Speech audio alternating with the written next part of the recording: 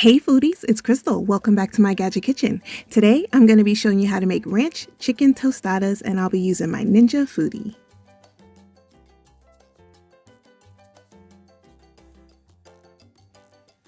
First, we're going to get started by seasoning about 2 pounds of boneless, skinless chicken breast with some taco seasoning and ranch seasoning on both sides.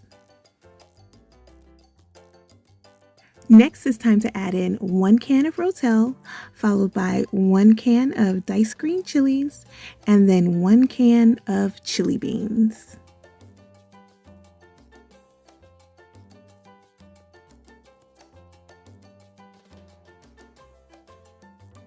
Finally, we're going to add 1 cup of chicken broth. Now it's time to seal your pressure cooker and set it to cook on high pressure for 12 minutes, followed by a quick release of the pressure.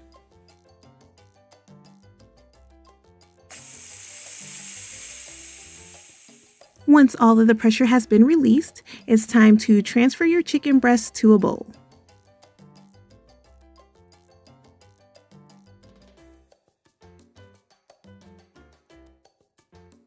Now it's time to shred the chicken. I'm using my KitchenAid hand mixer.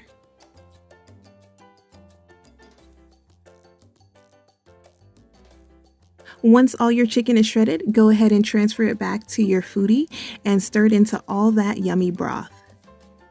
Now it's time to build your tostadas. Now you can use these store-bought tostadas that you see here, or you can be bougie like me and try to make your own. So I've got some corn tortillas that I spritz with olive oil on both sides, and I'm going to pop these in my June oven and broil them until they are nice and crispy.